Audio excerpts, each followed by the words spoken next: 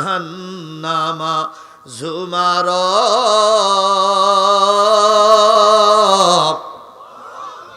সেদিনের কথা মনে করো, যেদিন একদল অস্বীকারী মানুষদেরকে জাহান্নামের দিকে হাঁকিয়ে নিয়ে যাওয়া হবে, তাড়িয়ে নিয়ে যাওয়া হবে।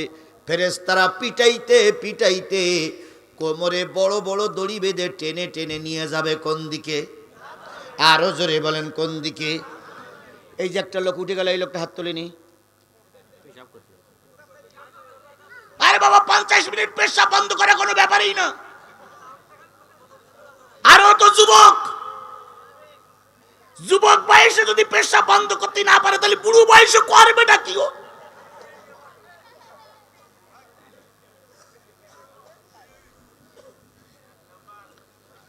ওঠা চলা করলে বক্তার মন মানসিকতা অন্যদিক চলে যায়। কথা বলে ঠিক না ঠিক? আমি গ্রামের ভিতরে প্রায় আমার ঘুরাইছে, গাড়ি রেখেছে এক জায়গায়, ঢুকলাম আর এক জায়গায়, খাইছি আর এক জায়গায়। গ্রাম ঢুকে যা আমার অভিজ্ঞতা এসেছে, এই গ্রামের লোক আর শুনতে আসেনি। শেষুড়ির লোক কারা কারা আছেন একটু হাত তোলেন তো। ও আল্লাহ, তাহলে যে ভালো, তাহলে আছে মাশাআল্লাহ, লাইন ভালো আছে। তাহলে বাইরের লোক আসেনি কেন?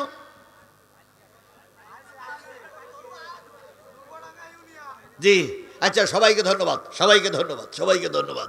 আমার সময় যেহেতু কম, এই জন্য ওইসব করতে গেলে আমার সময় পাওয়া যাবে না। আমার বন্ধুগণ, একদল মানুষকে জাহান্নামের দিকে নিয়ে যাওয়া হবে। ফেরেশতারা পিটাইতে পিটাইতে নেবে, লাঠি দিয়ে মারতে মারতে নেবে।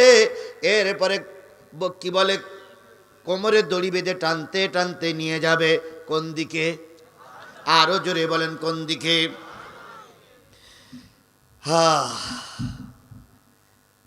হাত্তা ইযা জাউহা ফুতিহাত আবওয়াবুহা। এমনকি যখন জাহান্নামের দরজার সামনে লোকগুলো হাজির হয়ে যাবে, তারা কারা? জাহান্নামী লোকগুলো জাহান্নামের সামনে যখন হাজির হয়ে যাবে, ফুতিহাত আবওয়াবুহা, জাহান্নামের দরজাগুলো অটোমেটিক্যাল কি হয়ে যাবে? খুলে যাবে।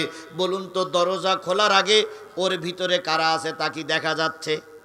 এই যে পর্দাটা দেওয়া, এই পর্দার ওই পাশে কারা আছে তা কি দেখা যাচ্ছে? যদি পর্দাটা সরাই দেওয়া হয়, দেখা যাবে না? যাবে না। জাহান্নামীরা যখন জাহান্নামের সামনে দিয়ে দাঁড়িয়ে গেছে লাইনবদ্ধ হয়ে, কাতারবদ্ধ হয়ে, জাহান্নামের দরজা তখনও বন্ধ। এবার বাইরের থেকে যারা কোমরে দড়ি বেঁধে টানতে টানতে নিয়ে গেছে, তারা বলবে, ও মালিক, তোমার বাহিনী নিয়ে দরজা খুলে দাও। এবার জাহান্নামের ফেরেশতা মালিক বাহিনী দরজা খুলে দিল। এবার জাহান্নাম দেখা যাবে না? যাবে না। তাহলে যারা জাহান্নামের সামনে আছে তারা জাহান্নাম দেখতে পাচ্ছে, আর যারা ভিতরে ছিল তারা বাইরে এসে জাহান্নামীদের দেখতে পাচ্ছে। দুইজন মুখোমুখি। এইবার দুইজন মুখোমুখি হয়ে বলবে, চলো শেখ হাসিনার ভোট দেই। তাই বলবে? কি বলবে সেটা এবার প্রশ্ন না আমাদের, যে দুইজন মুখোমুখি হয়ে গেছে, ওদিক মালিক বাহিনী, এদিক জাহান্নামীরা। দুই দল কোথায়? সামনাসামনি মুখোমুখি।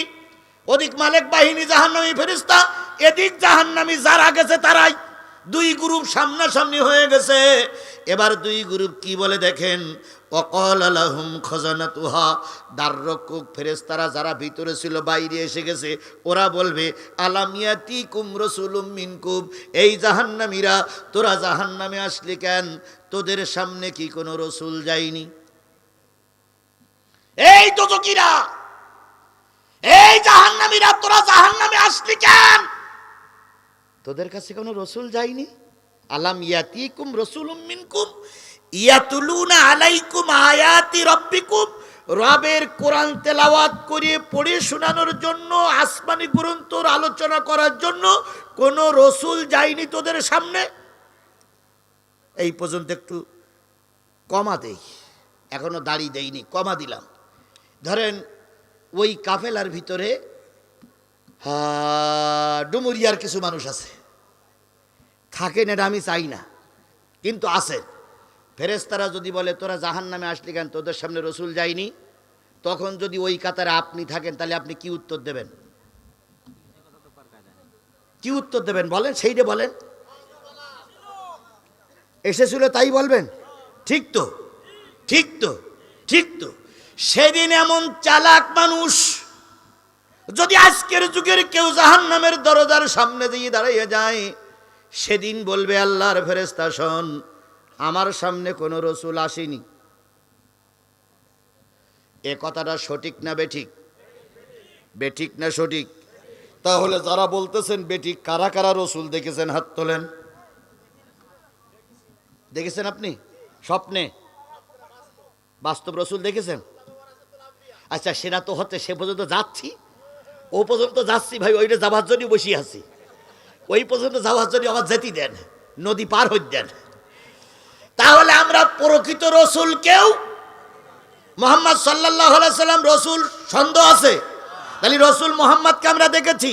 হযরত ঈসা আলাইহিস সালাম আল্লাহর নবী, আবার আসবে, কিন্তু তাকে কি আমরা কেউ দেখেছি? ইব্রাহিম জাতির পিতা, তাকে কি আমরা কেউ দেখেছি? সেদিন মানুষ এত চালাক, এত চালাক, এত চালাক বলে ফেলবে, ফেরেশতা বিশ্বাস কর, যে যুগে আমরা ছিলাম সেই যুগে রসুল ছিল না। সুতরাং আমাদের মাফ করে দে ভাই। এবার ফেরেশতারা কি বলতেছে আপনার কথা? ফেরেশতারা বলতেছে ওয়ায়ানজিরুনাকুম লিকা ইয়াউমিকুম হাযা, বুঝলাম তোদের সামনে রসুল যায়নি, বুঝলাম তোদের সামনে নবী পাস নাই, তোরা নবীর যুগে তোরা ছিলি না, তোরা পরবর্তী যুগে ছিলি।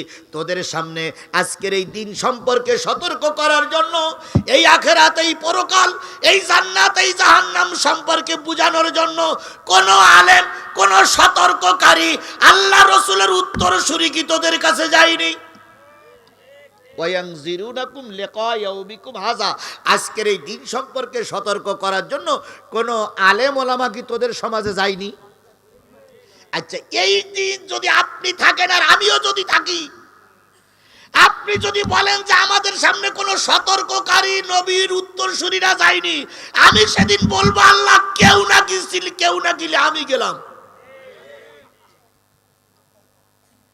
সেদিন ওরা বলবে কলু বালা, নবীরা এসেছিল, নবীদের আমল আমরা ছিলাম না, কিন্তু আমাদের আমলে সতর্ককারী অনেক আলেম ওলামা আমাদের সতর্ক করত।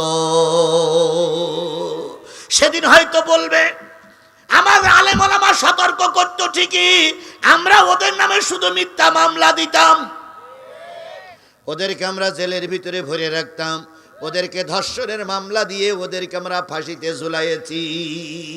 ওই দিকে গেলে একদল মানুষের মুখ টুক কালো হয়ে হনুমানের মতন হোক, ওরা মনে মনে ভাবতেছে, ওদেরকে বলতেছে না রে ভাই, তোমাদের বিরুদ্ধে কিছু বলার দরকার নেই, কারণ তোমাদের অস্তিত্বই শেষ। যে মা তার সন্তানকে রাজপথে ফেলে পালাইয়ে যায়, ও মা নামের কলঙ্ক। যে মা তার সন্তানকে রাজপথে ফেলিয়ে পালিয়ে গেছে, ওই মায়ের পাওয়ার আসার ভ্যা ভ্যা করো না, ওই মা আর দেশে আসতে পারবে না। এখনো কিছু লোক বলছে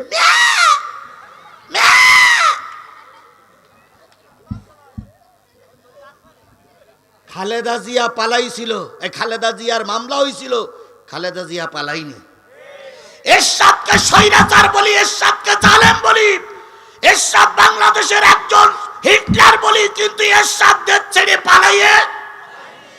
বাংলাদেশ জামাত ইসলামকে রাজাকার বলেছেন আপনারা, বাংলাদেশ জামাত ইসলামকে মৌলবাদ বলেছেন, বাংলাদেশ জামাত ইসলামকে যুদ্ধ অপরাধী বলেছেন, বাংলাদেশ জামাত ইসলামের শীর্ষস্থানীয় নেতাদের ফাঁসি হয়েছে, শিবিরের ছেলেদের চোখ তুলে নেওয়া হয়েছে, শিবিরের ছেলেদেরকে গুলি করে মারা হয়েছে।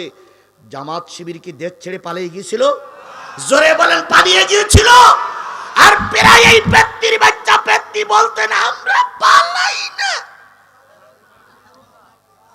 আমরা পালাবো না, আমরা পালানো জাত নই।